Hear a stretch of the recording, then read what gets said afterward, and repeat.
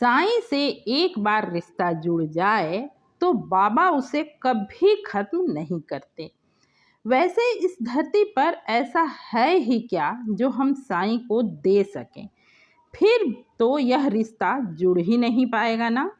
इसलिए श्री साईं ने मन, वचन और काया की बात कही है, किसी वस्तु की नहीं।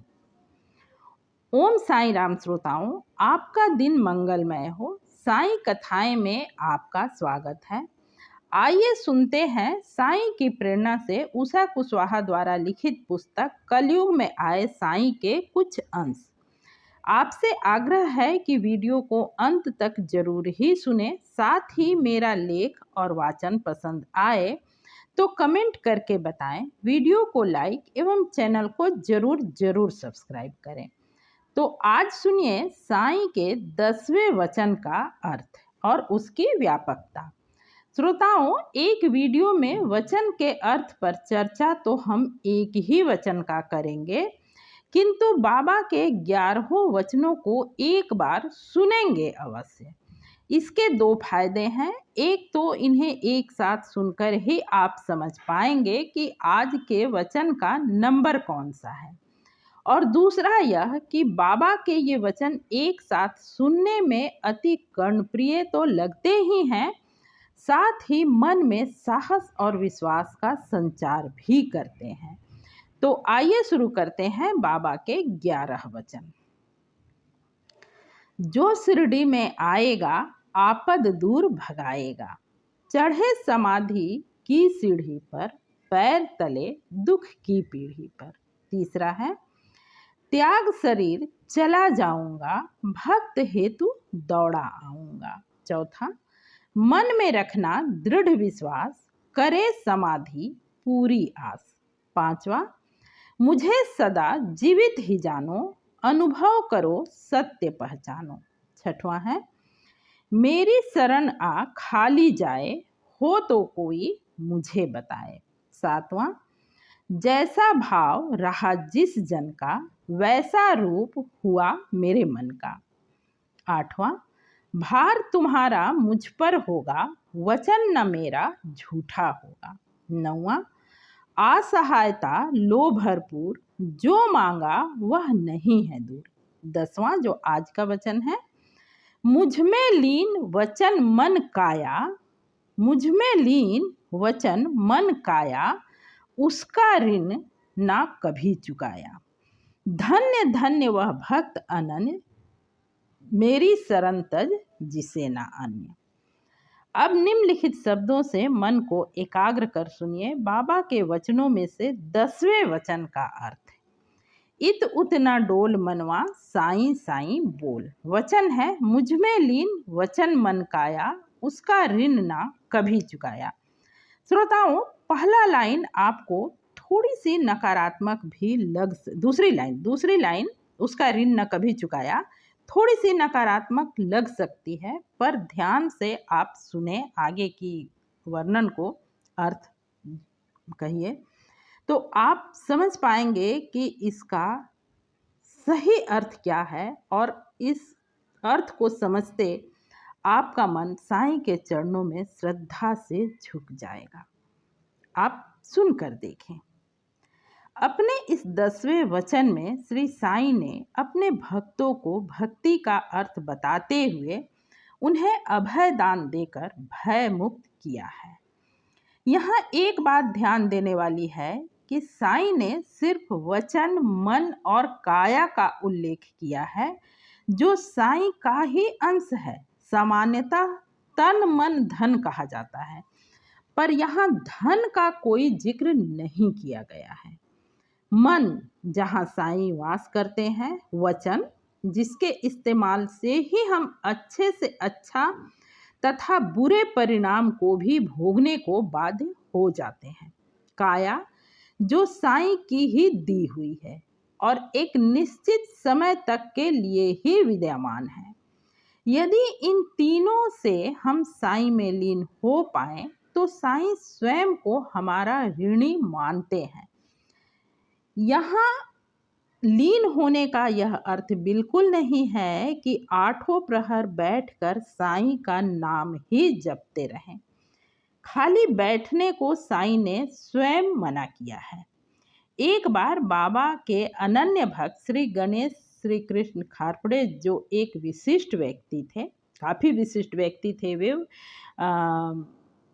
बाल गंगाधर तिलक के दाहिने हाथ माने जाते रहे हैं खारपड़े जी, शिरडी में ठहरे हुए थे। शाम को जब साईं से मिलने द्वारका माई गए, खारपड़े जी शाम को जब साईं से मिलने द्वारका माई गए, बाबा ने उनसे पूछा, तुमने पूरे दिन क्या किया? उन्होंने उत्तर दिया, आज मैंने कुछ पत्र लिखे। इस पर साईं ने कहा, खाली बैठने से अच्छा है कम से कम हाथ ही चलाते रहना।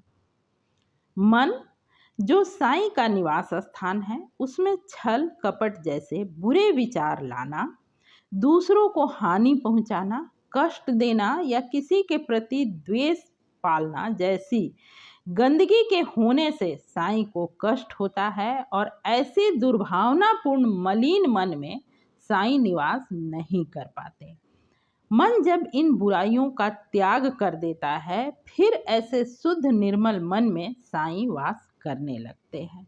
वचन, बेवजह किसी की निंदा बुराई करना, कटु वचन बोलकर किसी का दिल दुखाना या चतुराई से व्यंग्यवाण चलाकर किसी को आहत करना, ऐसी कुप्रवृत्तियों का त्याग किए बिना हम चाहे जितना भी साईं का नाम जाप कर ले, वह व्यर्थ ही है। काया, मन में जब साईं का वास हो जाता है, जिह्वा निर्मल यानी वचन मृदु हो जाए, फिर ऐसे शुद्ध मन वचन वाली काया द्वारा किया काम शुद्ध और परोपकारी ही होगा। बस हो गया लीन होना। साईं की बनाई सत्ता सृजन से प्रेम करना, उसकी रक्षा, उसका आदर करना ही साईं से प्रेम करना और उसमें लीन होना है। मंदिर जाकर घंटों माला फेरने जैसी रीत साईं को कभी प्रिय नहीं रही। श्री साईं सचरित्र के अध्याय 33 में बाला बुआ सुतार का एक प्रसंग आता है, जो बंबई में रहते थे। उनकी भक्ति भजन और आचरण के कारण लोग उन्हें आधुनिक तुकाराम कहते थे। जब पहली बार वे बाबा से मिलने शिरडी पहुँचे और उन्होंने बाबा को प्रणाम किया, बाबा ने कहा, मैं तुम्हें पिछले 4 वर्षों से जानता हूँ। यह सुनकर पहले तो उन्हें बड़ा आश्चर्य हुआ, किंतु ध्यान से विचार करने पर उन्हें ख्याल आया कि 4 वर्ष पहले मैंने श्री साईं के चित्र को प्रणाम किया था। इस छोटी सी बात की जानकारी भी साईं को हो गई और इस बात का जिक्र कर बाबा ने अपने भक्तों को यह ज्ञात करवाया कि सच्चे मन से उनके चित्र को किए गए एक प्रणाम की जानकारी भी साईं को हो जाती है। ऐसे और भी कई उदाहरण श्री साईं सचरित्र में मौजूद है, जब कोसों दूर बैठे किसी भक्त के द्वारा किया संकल्प, प्रणाम या प्रार्थना को साईं ने ना सिर्फ सुना बल्कि प्रत्युत्तर भी दिया। यदि हम महीने में एक बार भी मंदिर ना जा पाएं, पूरे जीवन में चाह कर भी शिरडी जाने का अवसर प्राप्त ना कर पाएं, किंतु मन वचन और काया से उन्हें याद करते हैं, तो साईं हमारी भक्ति अवश्य स्वीकार करते हैं। ऋण ना कभी चुकाया। दूसरा लाइन, इस लाइन को ध्यान से समझने की आवश्यकता है। इन शब्दों का अर्थ सामान्य दृष्टि से देखने पर कुछ नकारात्मक भी लग सकता है, पर यहाँ ध्यान रखना है कि यह श्री साईं के मुख से निकले हुए शब्द हैं, जिनके क्रियाकलाप या बातें सरल और प्रवचन देने वाले कभी नहीं रहे। तनिक गहराई से विचार करने पर अर्थ साफ हो जाता है। कल्पना कीजिए, हमने किसी को कुछ दिया, कुछ समय बाद अपनी सहूलियत के अनुसार उसने हमारे दिए हुए ऋण को चुका दिया। चुकाने का एक अर्थ पूरा होना भी होता है।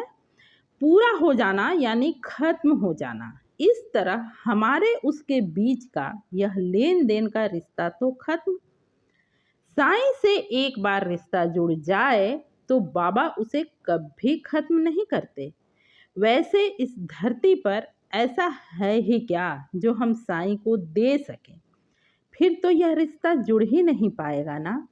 इसलिए श्री साईं ने मन, वचन और काया की बात कही है, यानी उनका दिया उनको अर्पण। और ऐसा करके भक्त स्वयं को ही साईं में लीन कर साईं से एकाकार हो जाते हैं। फिर कैसा चुकाना और किसको चुकाना? इस तरह ऋणी साईं ऋणी ही बने रहते हैं और यह रिश्ता कभी खत्म नहीं होता। आज के लिए बस इतना ही। यह लेख और मेरा वाचन पसंद आया हो तो वीडियो को लाइक और चैनल को ज़रूर सब्सक्राइब करें। पूरा वीडियो सुनने के लिए हार्दिक धन्यवाद। ओम साई राम।